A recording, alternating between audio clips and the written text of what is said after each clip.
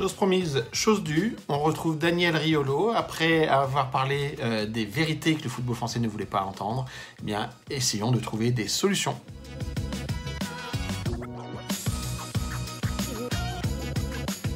Les solutions, aujourd'hui, franchement, il faut être optimiste. Il faut y croire et il faut vraiment s'accrocher pour trouver des pistes.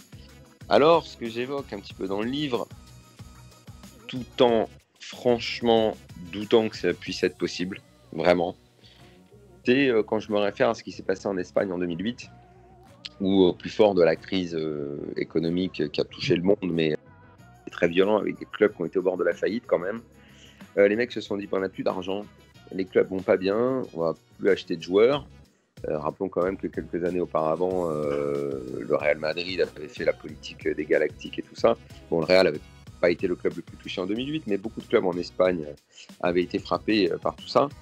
Eux, ils se sont dit, axons tout sur la formation, sur un style de jeu, pour rendre notre Liga attractive. Alors tu me diras, nous aussi on fait beaucoup pour la formation, mais nous on fait de la formation. Oui, nous on fait de la formation avec un seul but, c'est de vendre vite le joueur. C'est pas qu'il s'installe dans le club, qui travaille pour le club, qui rende son équipe attractive et qui fasse venir du monde au stade pour lui proposer un jeu intéressant. Et les Espagnols n'ont jamais aussi bien joué que pendant cette période où ils ont repris tout à la base, tout à zéro, avec des jeunes joueurs qui étaient inscrits dans un projet collectif. Nous, ça sous-entendrait une refonte totale de la DTN. Je rappelle toujours que Hubert Fournier est le DTN, mais que, en gros, personne ne sait qui c'est, ou tout le monde a oublié son nom, en tout cas.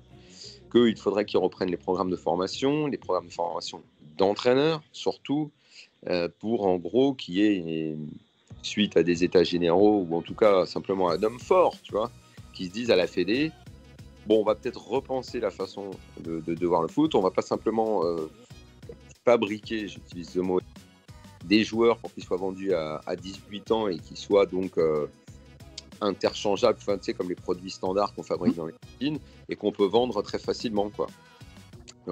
Mais ça, franchement, j'ai du mal à croire, à imaginer qu'un président de Fédé, surtout celui qu'on a en ce moment, veuille se lancer dans un chantier de ce genre-là, parce que la Fédé est assise sur sa réussite. Sa réussite, c'est que l'équipe de France marche bien, qu'elle ne regarde pas, qu'elle ne se soucie pas de savoir que l'équipe de France est composée de joueurs qui sont partis très très tôt, voire qui n'ont même pas été formés en France, et que les mecs partent apprendre le foot, le haut niveau, l'exigence, le travail et la maturité à l'étranger. Et ils nous laissent avec des jeunes joueurs, ceux qui ne partent pas encore et qui très vite vont dans les clubs en ne pensant qu'à partir, quoi. Donc, envisager des solutions, quand en plus, tu as construit ton modèle sur les droits télé et le trading, l'issue pour nos clubs, elle est véritablement incertaine. Elle est vraiment incertaine.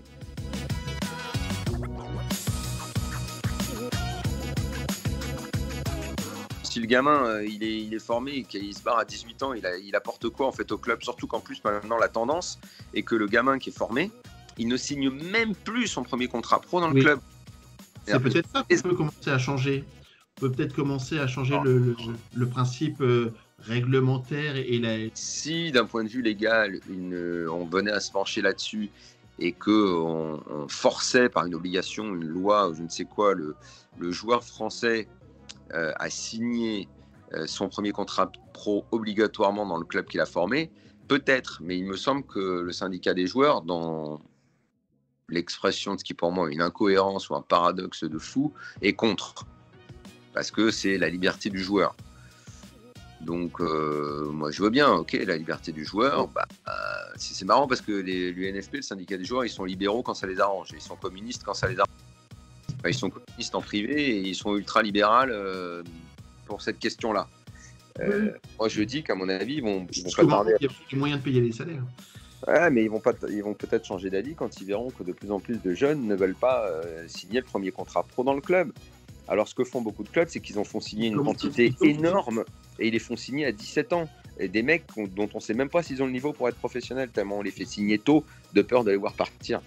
Ça, c'est dangereux, ça aussi. C'est économiquement dangereux. Évidemment. Évidemment, mais c'est ce qui se pratique à l'OM, à Bordeaux. Cet été, on a fait signer le double, le triple de joueurs qu'on faisait d'habitude.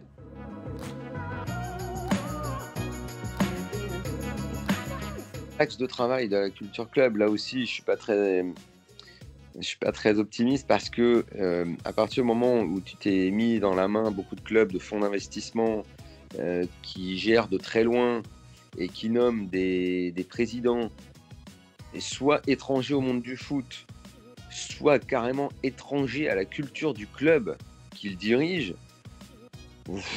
c'est quand même très dur, quoi. Aujourd'hui, t'imagines si t'es supporter bordelais, quand même un club qui a une petite histoire en France, tu vois arriver un président qui n'est pas du tout supporter du club, qui ne connaît pas le foot à la base, qui a pu apprendre en bossant au PSG, mais pas vraiment le foot, qui vient avec une batterie de commerciaux qui, pour la plupart, sont supporters du PSG. Bon, c'est déprimant, quoi. Comment tu vas... Il va raconter quelle histoire, quel projet collectif il va mettre en place pour tirer derrière lui une population, des supporters. Il va même pas vendre un maillot, lui qui veut faire du marketing et tu vois, il va se passer quoi?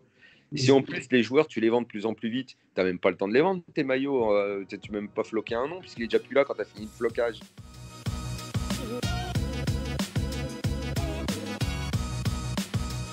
C'est pas à toi que je vais apprendre comment ça marche, parce que tu le sais mieux que moi, mais les Anglais sont très très forts pour mélanger modernité et histoire, et ils le font, ils ont une tradition qui est beaucoup plus forte. Eux déjà dans les années 60, le foot était un objet de leur culture populaire. Nous, c'était à peine autorisé par les profs de PS dans la cour d'école, le foot. Et néanmoins, aujourd'hui, je pense que tu as vu passer toute la série d'articles récents dans l'équipe à ce sujet. Mais quand on voit ce qui se passe à Manchester United, club qui a toujours, je crois, le ranking 1 au niveau richesse dans le monde, mais avec des supporters qui se détournent de plus en plus, en tout cas les historiques, qui ne comprennent plus la façon dont c'est dirigé, qui ne supportent plus les mauvais résultats, 3 présences en Coupe en Ligue des Champions sur les 5 dernières années, ou même c'est même moins fréquent. Enfin bref, on a fait passer les résultats derrière le business. Même en Angleterre, attention, ça commence à grincer. Il y a Liverpool, qui a également des Américains, est passé au travers de ces revendications et de ces plaintes. D'abord parce qu'ils ont eu des résultats, mais des résultats, ils les ont eu. Alors, est-ce qu'ils avaient fait au départ exprès de faire ce choix? En tout cas, quand ils ont fait le choix de prendre Klopp, on a l'impression qu'ils ont pris le mec qui était fait exprès pour continuer la grande histoire de Liverpool. Pour allumer la flamme. Ça, c'est un mariage sportif avec un fonds business qui a parfaitement collé et qui continue de coller et qui est dans le domaine des histoires merveilleuses de Liverpool et qui permettra justement de continuer à raconter la belle histoire. Mais la belle histoire, elle ne se raconte plus à Manchester United. Elle a du mal à se raconter à Arsenal sur les dernières années. Attention aussi en Angleterre. Et en Angleterre, ils sont en train de réfléchir à comment faire revenir peut-être plus de... Parce que tu sais, le fameux modèle que tu connais d'avoir gentrifié le public, de faire de s'être coupé des classes populaires et tout ça, certains également commencent à vouloir revenir là-dessus aussi. Donc il y a une limite aussi au tout business. Si on travaille sur la dimension formation avec les jeunes, c'est une chose. Qu'il y ait une partie business, c'est une autre chose. Et est-ce que notre problème en France, c'est d'avoir des entraîneurs et pas des managers? Est-ce que c'est pas une partie du sujet? Si j'étais président, je choisirais, on va dire, l'entraîneur qui correspond un peu à mon histoire. Ensuite, si mon équipe a pas beaucoup d'argent, je ne peux pas avoir de stars, j'essaye de faire en sorte que ce soit l'entraîneur, mon personnage numéro 1, et je lui demande un jeu attractif pour que les gens qui viennent au stade déjà sentent que l'équipe donne tout, qu'elle est déterminée, généreuse, à défaut d'être riche. Je ferai attention à ça, plutôt que choisir un entraîneur avec en gros gagne petit, qui essaye de me gratter 1 ou 2 petites places au classement en pratiquant un jeu mesquin. Je pense que là, tu fais fuir le public. Et en plus, tu fais rêver personne. Et si en plus tu ajoutes à ça, j'ai pas d'argent et j'ai pas de star, bon, bah, plus personne vient au stade, quoi. Parce que à Liverpool, encore une fois, je ne sais pas s'ils l'ont fait exprès et si les Américains ont choisi en pensant à ça, mais on a l'impression que Klopp, c'est le mec qui colle à l'histoire de Liverpool. C'est un choix absolument parfait. Dans cet esprit-là, j'ai comme l'impression que c'est le constat aussi au niveau d'Arsenal et que Arteta va dans ce sens-là. Depuis 2007-2008, c'était allé de déception en déception. On a piqué au stade, on a fait payer très cher les places. On n'est plus un club populaire, on a un nouveau stade, on a recruté des joueurs qui n'ont jamais été satisfaisants, on a reculé, on n'a plus jamais joué le titre. En Ligue des Champions, on faisait 8e de finale et c'est tout. Mais Vincent, les Anglais, ils sont beaucoup plus patients que nous, parce que leur culture, elle est plus profonde, ils sont plus attachés viscéralement et historiquement à leur club. Mais très franchement, il y a certains clubs, vu ce qu'ils bouffent ces dernières années, il y aurait matière à se mettre debout et à dire stop. Hein.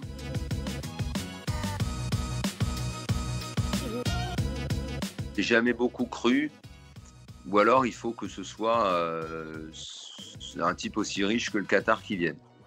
Il faut que ce soit... moi, je crois pas en revanche au côté le club populaire face au club riche, quoi. Parce que les joueurs qui vont y aller, même si la région est riche de joueurs et il y a de quoi faire au niveau bassin de population, le problème c'est qu'aujourd'hui les parts de marché, comment tu vas les partager? Le PSG a tout raflé. Donc un club qui va venir s'installer, quelle part de marché il va pouvoir se prendre? Alors, la place à Paris. Ouais, mais la plupart des jeunes, ils veulent tous être au PSG et ils veulent tous jouer au PSG. Donc en gros, tu les attireras si tu arrives avec de gros moyens, que tu crées un club puissant et tu vas faire comme le PSG au départ, c'est-à-dire que les mecs vont venir chez toi pour le blé. Et puis après, à toi de construire ton histoire pour créer un attachement, quoi. Mais le public aujourd'hui, et je sais pas au stade qui tu vas faire venir pour supporter le PFC, hein. Parce que les mecs, ils veulent tous venir au parc, hein. Je crois pas comme ça, le mec du PSG, il va se dire « Oh, j'ai pas ma place au parc, je vais aller au PFC ». J'ai beaucoup de mal à croire à ça quand même. Hein. En fait, il n'y a pas d'autre club qui a une histoire. Le PFC n'a pas d'histoire. Le Restar, on nous fait croire, mais c'est une histoire des années 60. Tu vas la récupérer comment? Et puis de toute façon, le club n'est pas en vente, le club ne va pas être acheté, il ne va pas y avoir d'argent dedans, il n'y a pas de stade, pas d'infrastructure. Ce deuxième club, déjà, il va se faire comment? Ferracci, il essaye au PFC, il s'est mis des installations à Orly. Il a un stade qui est tout pourri, avec une piste d'athlétisme, qui est le stade des courants d'air. Franchement, c'est compliqué. Vraiment, j'ai du mal à l'envisager, le deuxième club à Paris. Il ne me reste plus qu'à vous souhaiter une très bonne semaine. Et puis d'ici là, n'hésitez pas à lire, à aller chercher le livre dans toutes les bonnes librairies. Cher football français. À très bientôt.